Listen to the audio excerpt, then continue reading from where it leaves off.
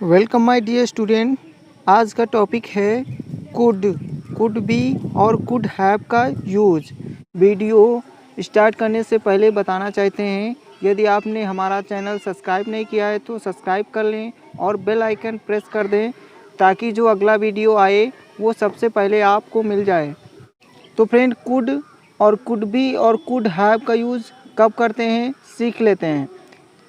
तो फ्रेंड, पहले सीखते हैं कुड के यूज़। तो प्यारे बच्चों, कुड का यूज़ हम सबसे पहला यूज़ कुड का हम करते हैं पॉसिबिलिटी, संभावना के लिए। जब भी हमें पास्ट की संभावना, पॉसिबिलिटी दिखाना हो तो हम कुड का वहाँ पर प्रयोग करते हैं।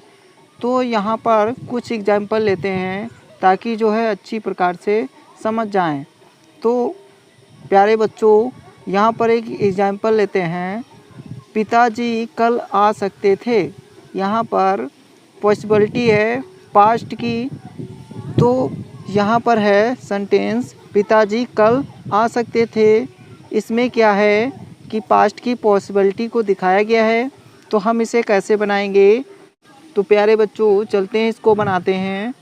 तो इसको हम बनाएंगे फादर कुड कम स्टडी। तो प्यारे बच्चों, कुड की जगह पर हम माइट और मे हैव का भी प्रयोग कर सकते थे और इस प्रकार से बना सकते थे, फादर माइट कम स्टडी या फिर father may have come study. यहाँ पर ध्यान रखने की बात यह है कि जब हम मे हैव से इसको बनाएंगे तो मे हैव के बाद जो क्रिया होगी वो थर्ड फॉर्म की होगी, यानी क्रिया का तीसरा रूप होगा। अब देखते हैं एक और एग्जाम्पल। दूसरा एग्जाम्पल है हमारा, कल वर्षा हो सकती थी। कल वर्षा हो सकती थी, तो हम इसको कैसे बनाएंगे? इट कुड रेन स्टडी, या फिर हम इसे माइट से बना सकते हैं। तो ऐसे बनाएंगे इट माइट रेन स्टडी, या फिर हम इसे मे हैव से बना सकते हैं। तो हम मे हैव से जब बनाएंगे तो यहाँ पर क्रिया का तीसरा रूप लिखेंगे।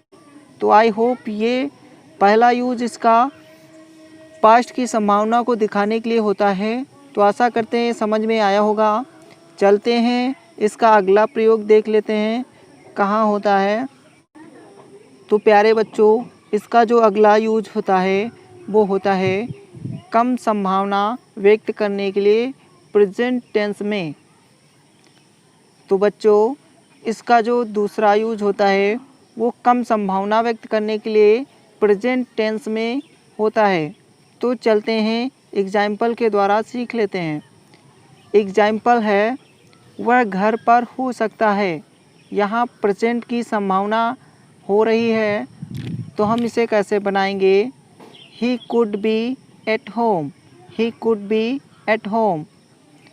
अगला एक और एग्जाम्पल लेते हैं, जैसे कुछ भी हो सकता है। कुछ भी हो सकता है। Anything could happen. Anything could happen. तो प्यारे बच्चों, जब हम कम संभावना हो और प्रेजेंट में हो तो हम वहाँ पर कुड का प्रयोग कर सकते हैं। अब प्यारे बच्चों देखते हैं कि कुड का तीसरा प्रयोग कब होता है और कहाँ होता है। तो प्यारे बच्चों, कुड का तीसरा प्रयोग होता है जब भी सेंटेंस के अंत में आए सका या पाया। जब भी सेंटेंस के अंत में आए सका, पाया, तो हम कुड का वहाँ पर प्रयोग करेंगे। जैसे कुछ एग्जाम्पल लेते हैं, जैसे वह स्कूल नहीं जा सका। वह स्कूल नहीं जा सका, तो हम इसे ऐसे बनाएंगे, he could not go to school. He could not go to school. एक और एग्जाम्पल लेते हैं, जैसे वह गरीब था इसलिए वह पढ़ नहीं सका। वह गरीब था इसलिए वह पढ़ नहीं सका, तो हम इसे ऐसे बनाएंगे, he was poor so he could not study. He was poor so he could not study. तो प्यारे बच्चों, आशा करते हैं आपको ये तीसरा यूज़ भी समझ में आया होगा। अब देखते हैं कुड का चौथा यूज़ कहाँ होता है। तो प्यारे बच्चों, कुड का चौथा यूज़ हम अनुमति लेने अथवा विनती करने के लिए करते हैं। अनुमति लेने अथवा विनती करने के लिए करते हैं। जैसे कुछ एग्जाम्पल लेते हैं, जैसे क्या तुम मुझे 100 रुपये उधार दे सकते हो? क्या तुम मुझे 100 रुपये उधार दे सकते हो? तो हम इसे ऐसे बनाएंगे, could you lend me 100 rupees? Could you lend me 100 rupees? अब यहाँ पर कुड पहले आ गया क्योंकि ये हमारा सेंटेंस इंट्रोगेटिव था और यहाँ पर क्या पहले आया था। एक और एग्जाम्पल लेते हैं बच्चों, क्या अब हम जा सकते हैं? क्या अब हम जा सकते हैं? Could we go now? Could we go now? एक और एग्जाम्पल लेते हैं, जैसे क्या मैं तुम्हारे मोबाइल का प्रयोग कर सकता हूँ? क्या मैं तुम्हारे मोबाइल का प्रयोग कर सकता हूँ? Could I use your mobile? Could I use your mobile? तो प्यारे बच्चों अब सीख लेते हैं कुड का 5वां प्रयोग कैसे करते हैं।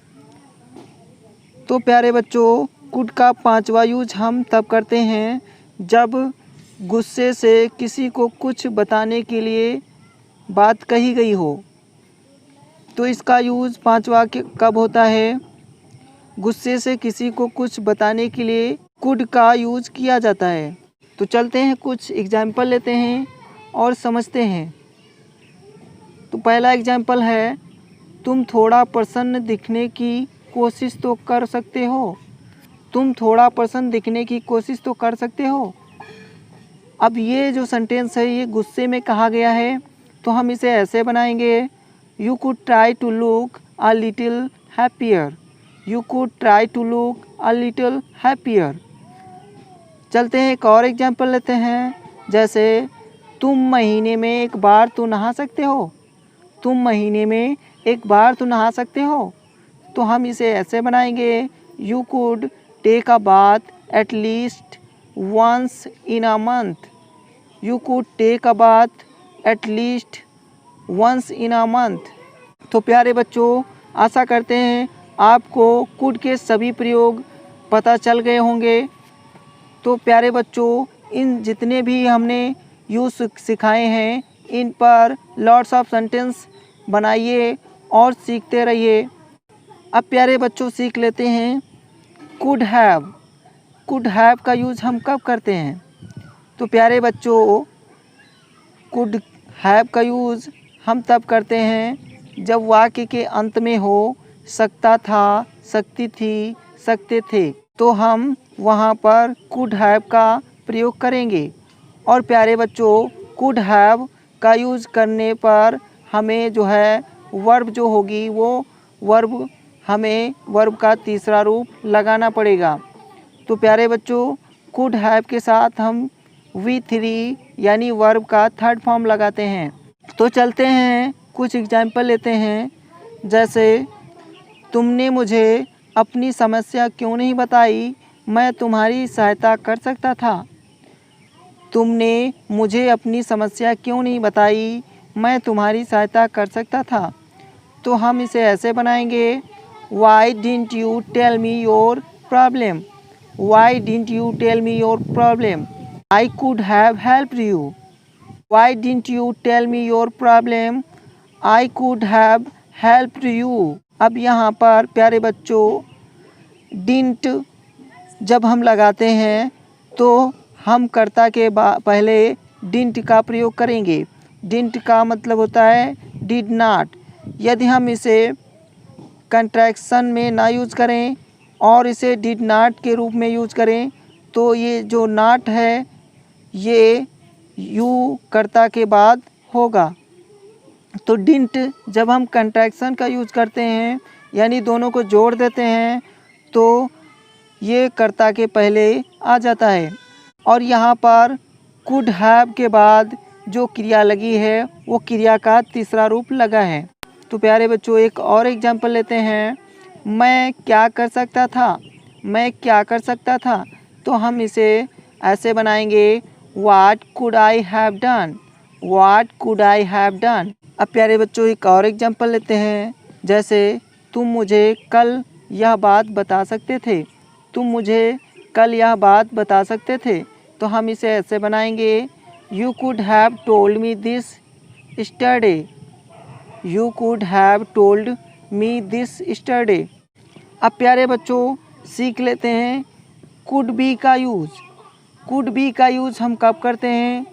तो प्यारे बच्चों could be के बाद ऑब्जेक्ट आएगा और could be के बाद ऑब्जेक्ट आने पर इसका जो मीनिंग हो जाता है वो हो जाता है हो सका, बन सका, या हो सकता था, बन सकता था।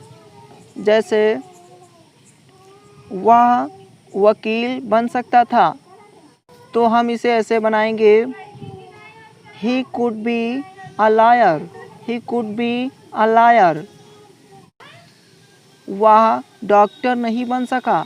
वह डॉक्टर नहीं बन सका, तो हम इसे ऐसे बनाएंगे he couldn't be a doctor. He couldn't be a doctor. एक और एग्जाम्पल लेते हैं। वह हीरो बन सकता था। वह हीरो बन सकता था, तो हम इसे ऐसे बनाएंगे he could be a hero. He could be a hero. तो प्यारे बच्चों आशा करते हैं आपको कुड बी और कुड हैव के सारे यूज़ पता चल गए होंगे और आपको समझ में आया होगा। तो प्यारे बच्चों यदि वीडियो हमारा अच्छा लगा हो तो वीडियो को लाइक करें। लाइक करने से हमें मोटिवेशन मिलता है और हम आपके लिए वीडियो बनाते हैं। तो प्यारे बच्चों इस वीडियो को शेयर करें और ताकि दूसरे बच्चे भी आपके साथ ही इसका लाभ ले सकें, और चैनल को सब्सक्राइब कर दें ताकि जो अगला वीडियो मैं बनाऊं वो आपको सबसे पहले मिल जाए। तो इसी के साथ वीडियो समाप्त करते हैं। Thank you so much for watching my video. Take care. Bye bye.